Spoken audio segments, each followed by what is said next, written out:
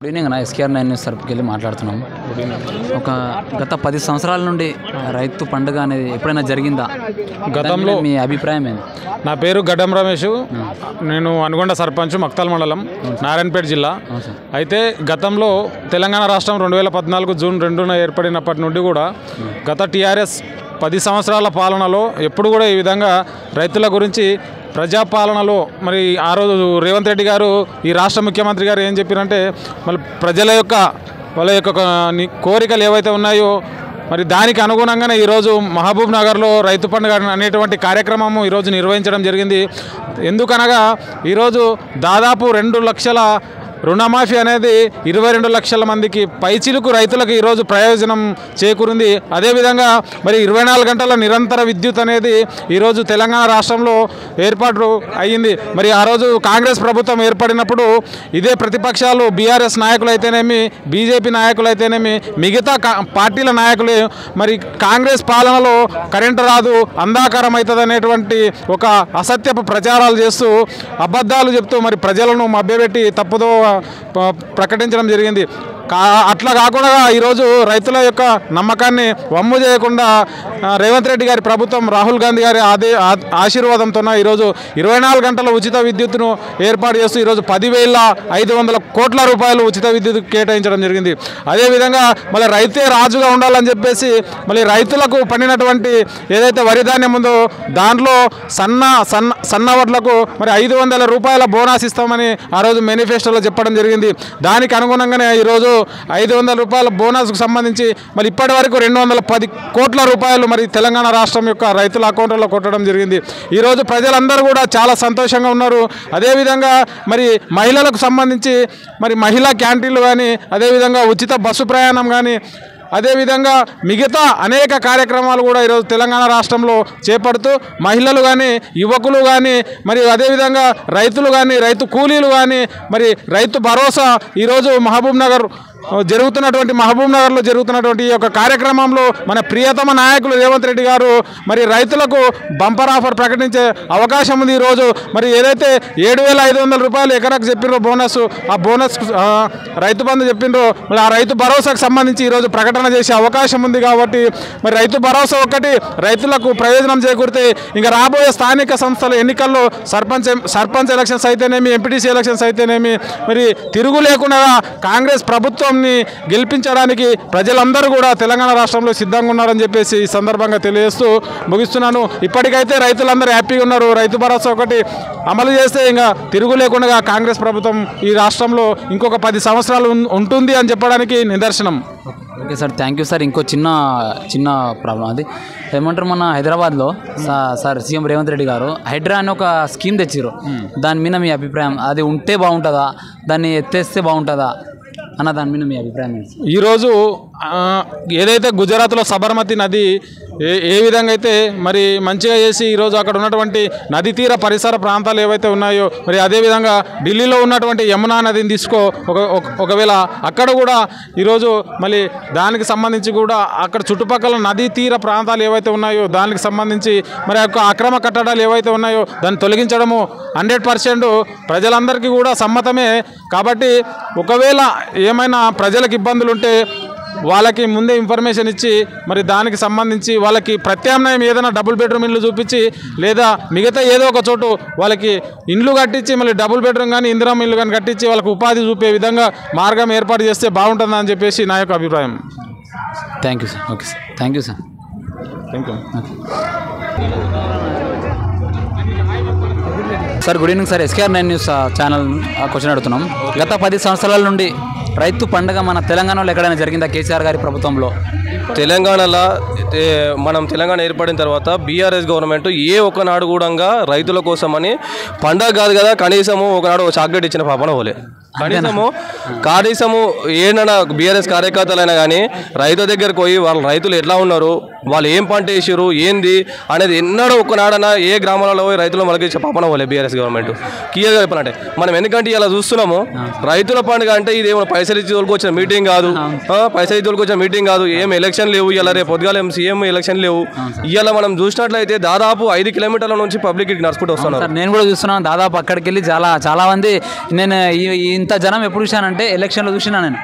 ఇప్పుడు first time చూడడం రైతు పండుగ అంటే నేను కూడా చూసినా, అడిగినా చాలా మందికి ఏమైనా బిర్యానీలు ఏమన్నా పైసలు గిట్ట ఏమైనా ఇచ్చిరా అని అడిగినా ఎవరేం చెప్పినా మాకేం ఇవ్వలే, మేము సొంత మా ప్రేమతో వచ్చినాం మేము అని చెప్తా ఉన్నారు. నేను చెప్తున్నా కదా, ప్రతి గ్రామం నుంచి రేవంత్ రెడ్డి గారి యొక్క రేవంత్ రెడ్డి గారు మొన్న ఏదైతే 2 లక్షల రుణమాఫీ చేసిరో ఆ నుంచి ఇక వాళ్ళకు బీఆర్ఎస్ నాయకులు నిద్రపోతలేరు. వాళ్ళకి పిచ్చిలేస్తుంది. ఆ పిచ్చిలేసి ఏం మాట్లాడుతారో ఏం చేస్తారో అలాగే అర్థమైతే లేదు. ఏది గ్రామాలలో అభివృద్ధి చేద్దామని పోయినా అడ్డుపడతారు, కాలువేటి గుంజి కట్టేస్తారు. ఈ అసలు బీఆర్ఎస్ పాలన అనేది ఇక రాను కనుమరుగా అయిపోతుంది. వాళ్ళకి పిచ్చిలేసింది. వాళ్ళు ఏం మాట్లాడుతారో వాళ్ళకి తెలియదు. ఒకనాడన్నా రైతులకు రుణమాఫీ జరిగిందంటే నేను నిజంగా చెప్తున్నా, నేను లోన్ తీసుకొని వైఎస్ఆర్ సెక్రటరీ చనిపోయిన తర్వాత తెలంగాణ కొత్తగా ఏర్పడినప్పుడు గ్రామీణ వికాస్ బ్యాంకులో నేను 70,000 రూపాయలు లోన్ తీసుకున్నా. 70,000 రూపాయలు లోన్ తీసుకున్న తర్వాత చాలా మంది బీఆర్ఎస్ కార్యకర్తలకు లోన్ మాఫీ అయింది, కానీ ఒకనాడు ప్రజలకు మాత్రం మాఫీ అవ్వాలి. దళిత బంధు వస్తే బీఆర్ఎస్ నాయకులకు వస్తుంది, చాలా మందికి అడిగిన బీసీ బంధు వస్తే బీఆర్ఎస్ కార్యకర్తలకు వస్తుంది, డబుల్ బెడ్రూమ్ వస్తే బీఆర్ఎస్ కార్యకర్తలకు వస్తుంది.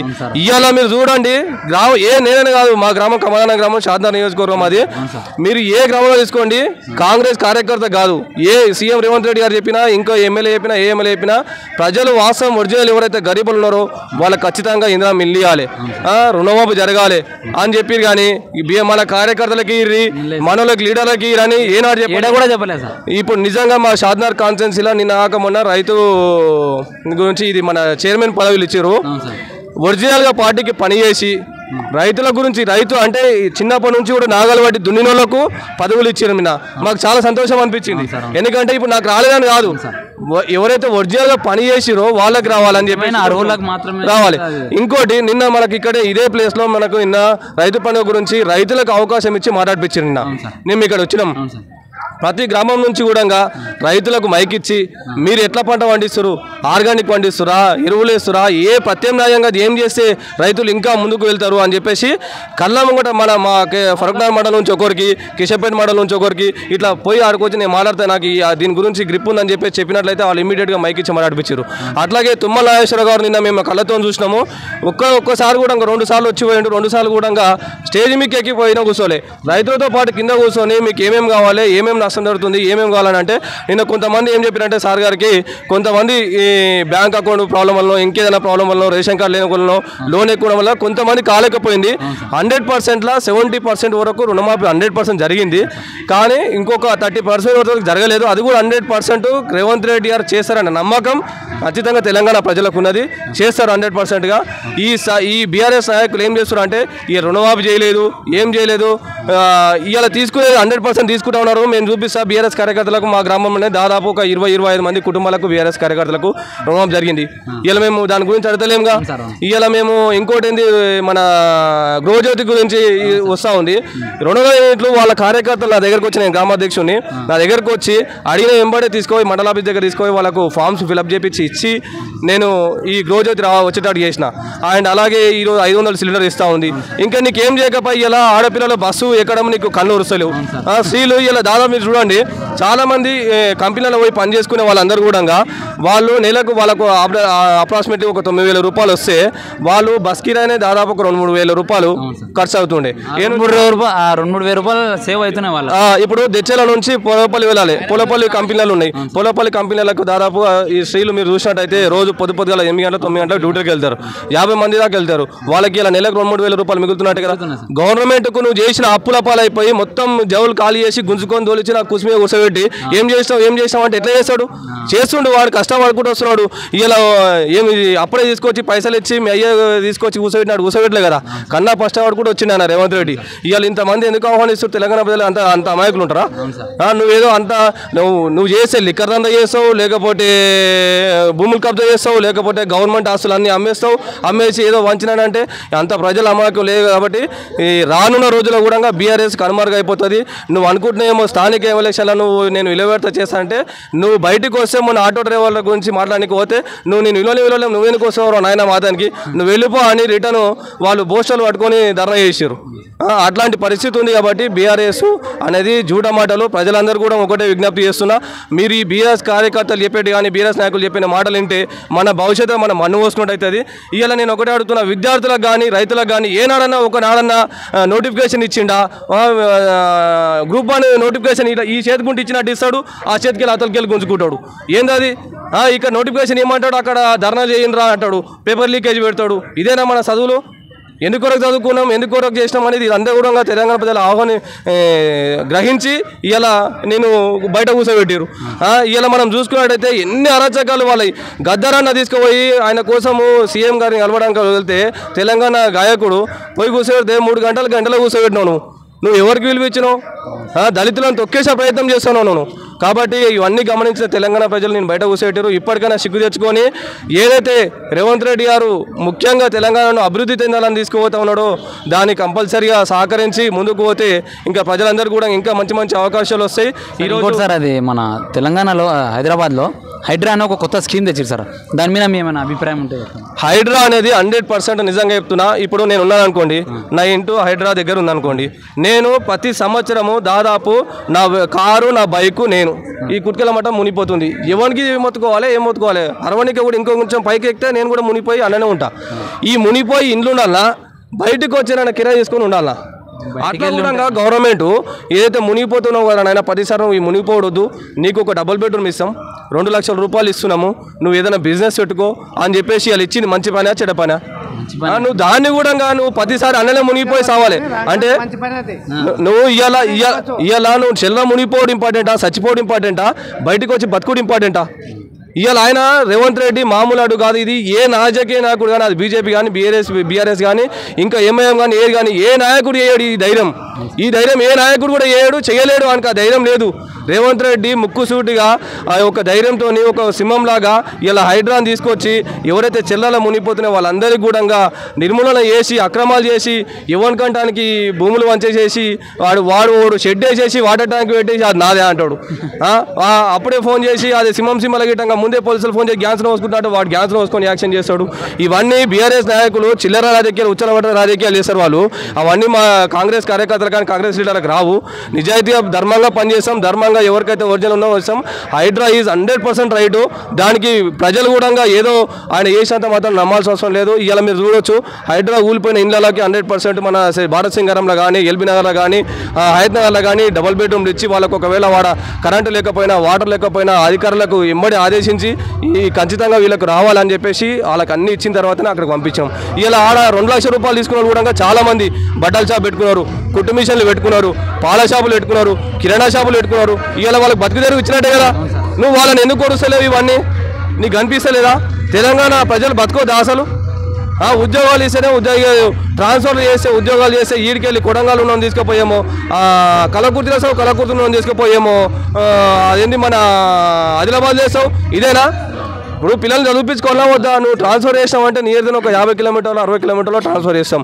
తీసుకొని 150 కిలోమీటర్లు 250 కిలోమీటర్లలో ట్రాన్స్ఫర్ చేసినావు. ఇలా అదే టీచర్లు కానీ అదే పోలీసులు కానీ ఇలా నేను ఎడుగు చేయాలో అది చేసిరు. కాబట్టి ప్రతి ఒక్క విషయంలో కూడా ఒక్క విషయం కాదు, ప్రతి దాంట్లో కూడా ఈ బీఆర్ఎస్ కార్యకర్తలు తెలంగాణను ముంచిరు 10 ఏళ్ళు. ఒక మంచి పని ఏంటంటే మిషన్ బయట తీసుకొచ్చి ఇలా తండకు నిలిచింది, అదొకటి మంచి పని మెచ్చుకుంటాం 100%. కానీ మిగతా ఏ విషయాల్లో కూడా చదువుకునే విషయంలో కానీ స్కూల్స్ దాదాపు నేను చెప్తున్నా మా గ్రామంలో కూడా మా చుట్టుపక్కల కూడా దాదాపు 10-15 స్కూల్స్ తీసేసారు. ఇవాళ రేవంత్ రెడ్డి రాగానే పిల్లలకు విద్యార్థులకి ఉపాధ్యాయులు లేరని చెప్పేసి భావించి ఇమ్మీడియట్గా నోటిఫికేషన్ ఇచ్చారు. వాళ్ళ కళ్ళకి ఆనంద బాష్పాలు చూసినాం మనం, ఆనంద బాష్పాలు చూసినాం. వాళ్ళు ఎంత సంతోషపడారు. మేము ఎన్నో సంది అసలు ఇంత ఇమ్మీడియట్గా నోటిఫికేషన్ ఇచ్చి జాబులు ఇచ్చి ఇస్తాడని చెప్పేసి అనుకోలేదు. మాకు చాలా సంతోషంగా ఉందని చెప్పేసి వాళ్ళు ఆనంద బాష్పాలు ఇచ్చేసారు. ఇలా రైతులు కూడా స్వచ్ఛంగా చూడండి. ఇప్పుడు ఈయనకు దాదాపు ఇందిరామ భూమి ఇచ్చింది. ఈయనకి ఇందిరామ భూమి వల్ల ఇలా షెడ్ వేసుకొని ఈయన అంతమునుకు బ్యాండ్ కూడా వెళ్తుండే. నేను పేరు చంద్రయ్య, బ్యాండ్ కొట్టడానికి వెళ్తుండే. ఇలా ఇందిరామ ఇచ్చిన 2 ఎకరాల గౌటాన్ భూమితోని అందులో పంట వేసుకొని 2 ఆవులు తెచ్చుకొని బతకగలుగుతుండే ఆయన. కాబట్టి ఇట్లాంటివి చాలా మంది మా గ్రామంలో దాదాపు 357 ఎకరాల భూమి గౌటాన్ భూమి ఉంది. ఈ గౌటాన్ భూమి రైతులకు 2 ఎకరాలు ఇచ్చిన గొప్పతనమా? ఈయన 3 ఎకరాల భూమి ఇస్తా అని చెప్పిండి. ఏమైనా ఒక్కనాడన్నా ఒక్కరికి ఒక గుంట ఇచ్చినట్టు తుప్పింది. ఒక గుంట ఒక గుంట భూమి వనకన వంచిండా. మా దగ్గర డబుల్ బెడ్రూమ్ కట్టిండు. సోల్పూర్ గ్రామంలో డబుల్ బెడ్రూమ్ కట్టిండు. డంపింగ్ యార్డ్ పక్కనే ఉంది. డంపింగ్ యార్డ్ కానిచ్చి డబుల్ బెడ్రూమ్ కట్టిండు. అనారోగ్యం అంటే వాడు ఏం చేస్తాడు? ఉద్దరు కొడుకు వెళ్ళపోయి వెళ్ళలేదు. ఆయననే మాట్లాడతాడు. ఆయనకే పెట్టు. డబుల్ బెడ్రూమ్ కడితే మొత్తం మురికి కుంటలలో కట్టిండు. ఆ వాసనకి అసలు ఆడ ఉండాలా సావాలన్నా వాళ్ళు? అంటే మరి ఇప్పుడు ఈ కాంగ్రెస్ ప్రభుత్వం లేదా టీఆర్ఎస్ ప్రభుత్వం? టీఆర్ఎస్ ప్రభుత్వంలో కట్టిరు. కాబట్టి ఇట్లాంటివన్నీ కూడా చూసే ఇలా బయట కూర్చోబెట్టిండు. కాబట్టి ఖచ్చితంగా రానున్న రోజుల్లో కూడా కాంగ్రెస్ పార్టీ 100% స్థానిక ఎలక్షన్లలో కూడా అధిక మెజార్టీ సాధిస్తుంది. అలాగే ఒక వినపం ఏంటంటే కాంగ్రెస్ కార్యకర్తలు ఏదైతే ఉన్నారో రిజర్వేషన్లు కానీ ఏవైతే స్థానాలు ఉన్నాయో అవి కల్పించాలని చెప్పేసి మీ టీవీ ద్వారా నేను కోరుకుంటా ఉన్నాను. Thank you sir. Thank you sir. Thank you sir. Thank you. Thank you. Good evening. మీది ఏ ఊరు? మీది? మాది లోకలే సార్. మాది రామబోలి సార్. నాకు ఈ బండి తొక్కడంలో దమ్ము ఆయాసం వస్తుంది. ఇంతకుముందు కలర్ కూడా కలిసిన, మేడంను కలిసిన. నేను 2005 నుంచి తిరిగిన. ఇంతవరకు ఎవరు పట్టించుకుంటలేరు. దయచేసి నాకు ఒక స్కూటీ. మా తరఫున మేము ఖచ్చితంగా పోరాటం చేస్తాం. మీ మొబైల్ నెంబర్ మా సార్కి చెప్తే నంబర్ రాసుకుంటాం, మీకు కాంటాక్ట్ అవుతాం ఖచ్చితంగా. దయచేసి మా ఇంత దూరం వచ్చారంటే మీకు ఖచ్చితంగా ఏదో ఒకటి జరుగుతుంది. దయచేసి మా రేవంత్ రెడ్డికి నా యొక్క నమస్కారం సార్. దయచేసి నా యొక్క చేయండి సార్. ఖచ్చితంగా జరుగుతుంది. అట్లేం మీ నంబర్ ఆయనకి ఇవ్వండి. నేను థ్యాంక్ యూ.